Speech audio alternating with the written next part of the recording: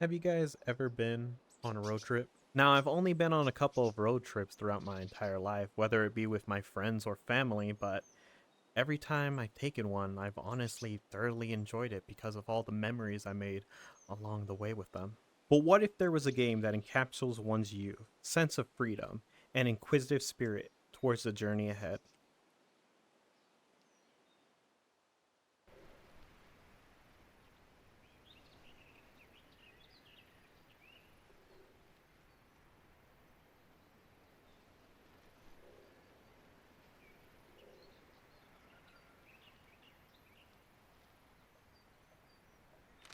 Welcome to Keep Driving.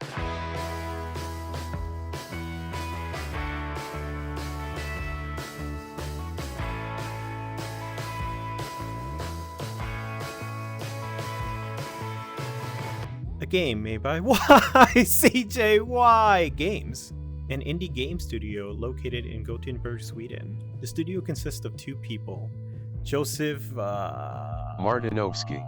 and Christopher Andreessen. The pair have been making games for over 10 years now under this name, and have released games such as The Aquatic Adventure of the Last Human, Sea Salt, Post Void, and Keep Walking, a precursor to Keep Driving, which is their latest game. Now, going through their video game portfolio in chronological order, if you ask me how we went from jamming out to tunes while walking out in the streets, to then fighting various terrifying creatures out in the depths of the ocean, to then become a fearsome god controlling minions to wreak havoc out on the surface, to then just straight up kill hallucinogenic beings in order to fill up a head we have in our hands for some strange reason, all just to finally end up back on the streets taking a peaceful drive.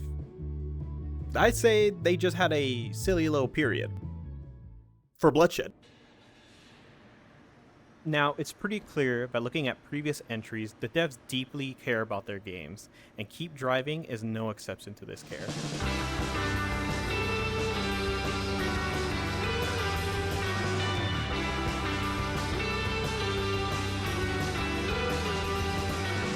So what is Keep Driving, and what is it about exactly? I'm getting to that. Keep Driving is a roguelike management RPG set in the early 2000s. You're young and have a whole summer ahead of you. What better way to spend it than to take a road trip? You load up your car with your items, turn up some tunes, and head out on the open road. You drive through various terrains in order to reach your destination, wherever that destination may be, from country roads with gorgeous nature backgrounds to motorways with bustling city life. While driving to your desired destination, you'll be encountered with obstacles that will try to hinder and ultimately cut your adventure short. Dangers ranging from a slow-moving tractor, speed cameras, roadkill, car crashes,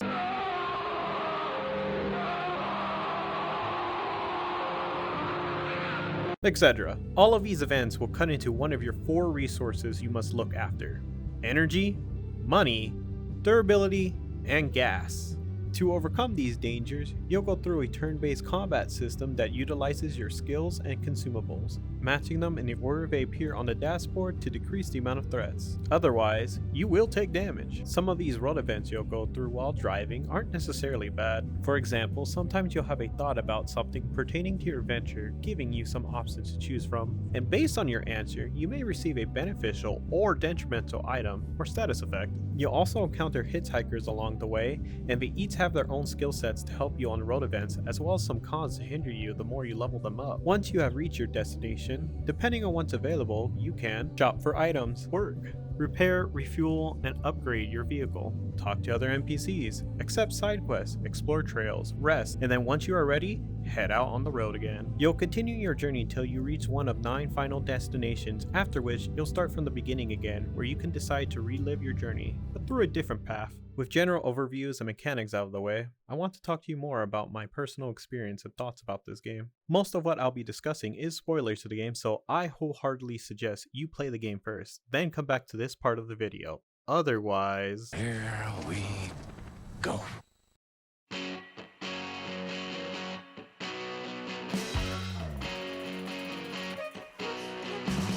on my first playthrough of the game, I was an unemployed youngster with nothing but my tools in hand and a heart full of optimism. I opened my first letter. It was from my friend telling me to come hang out with him at a festival. I needed to purchase my ticket in any big city and to get a sleeping bag on the way there. With that, I set out on my first road trip. I quickly picked up on the game's mechanics, and soon enough, I picked up my very first hitchhiker, known as the Suit. He honestly didn't look too bad of a person, and his first skill, Excuse, was alright, as it took out an energy and money threat. His drawback, sloppy work, wasn't too bad, as I can save time and energy with jobs, but get paid less. He asked me if I could take him to the nearest employment office, so I said what the heck, and had him tag along with me. A few road events, and a couple minutes later, I stumbled upon another hitchhiker, appropriately named the Girl. She came with not one, but two skills off the bat. Back Rub, which takes down a lot of energy threats, and Flirt, in which I gain inspiration, but with the drawback of also becoming tired. I decided to pick her up as well and continue on with my journey. Honestly, I was feeling pretty confident in myself as my gas was almost full, my durability only took a couple hits, and my energy level was pretty high. The only thing I had to worry about was... Okay, so yeah, I may have spent all my money early on. However, the problem would soon go away once I get to that employment office and start earning that bread. A couple more minutes passed and I made it to a rest stop where I learned a new skill and found out that my coffee can go cold unless I carry a thermos. But I continued venturing on, encountering more road events and having the occasional deep conversation with myself. Soon enough, I made it to the employment office. The Suit decided to stay with us a little longer, and I was alright with that. While heading back onto the road, I realized since the Suit was with me, he could help me with money, and if I just worked the whole day doing various jobs, I wouldn't have to work for pretty much the rest of the summer. So I stopped at the nearest employment office and worked away. With a wallet full of cash, I was happy to continue my venture until I had another thought.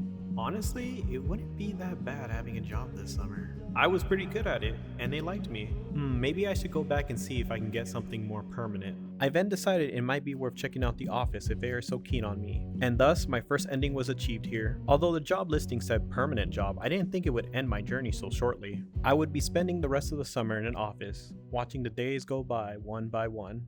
So why did I bother telling you all that from start to finish? Well, it's to give you that realization that your decisions matter, and had I not met that first hitchhiker, I would have put more focus on getting to the festival on time. But my priorities shifted, and I thought more about money than I thought about my own freedom. The people you meet in life can have an influence on the decisions you make, whether you realize it or not. And that's one of the charms of this game. There are so many interesting hitchhikers you can meet, ranging from a convict evading the police to a kid separated and searching for their family. Each of these characters have a story or quirk about themselves. They can affect you and how you go about your journey, but only if you decide to let them to. After a couple runs through the game, you'll gain a preference of which hitchhikers you prefer more than others, and sometimes it's just not entirely based on what skills they bring, but also the type of personality they have. Take for example, the mechanic. At first I wasn't too fond of him, as he didn't bring much in terms of skills, and he kept bothering me about my car, telling me it needs work. But as time went on, I got to love him up more and know him better. I grew fond of him, as I realized he was just an honest, hardworking guy, and he showed that through working on my car. As for the stranger, come into my car, call it a piece of shit, gamble away my money, so no remorse for his actions. Oh yeah, this guy got the boot once I finished his story. And I didn't feel bad at all. Some characters, however, can make you feel guilty for your actions. In one run, I was on a drug craze adventure in my Mustang, and I came across a kid that needed my help in looking for their family. They looked up to me, so once I reunited her with her family, I decided to go clean. Or just continue doing drugs after she is gone, and then get arrested by the police. But we don't talk about that part. But no matter where you are going or what you are doing, you can't do anything at all until you set up some head-bopping tunes. That's right, baby. It's a segue to the soundtrack of the game, and trust me, the music is important while you're driving, because it really sets the vibe to the world you're in. You could be on a drunk craze run with the Hurricane while listening to the Tito Beltran Massacre by Werewolf Asshole. You could be on a long, peaceful drive through the mountains with the hiker listening to There Comes a Time by the Honey Drips.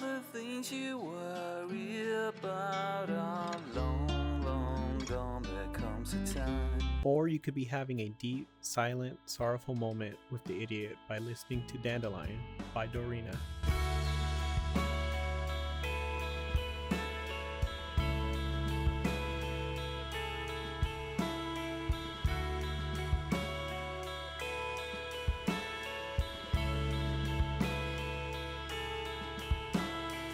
I have been playing a majority of these songs well after I have fully completed the game, as they honestly do go along well when you're out on the road. I highly recommend you go give the soundtrack a listen to on Spotify, as it's an outstanding playlist to take with you wherever you go, and remember, music plays an important role to any journey. Speaking of journey, it appears ours ends here. Thank you to everyone except for this individual for watching, as it truly means a lot to me, and I hope it gives you the encouragement to try out the game for yourself. And to the developers who may be watching this video, thank you once again for creating such a wonderful world for me to explore in. I wish you the best for your future endeavors. Till next time.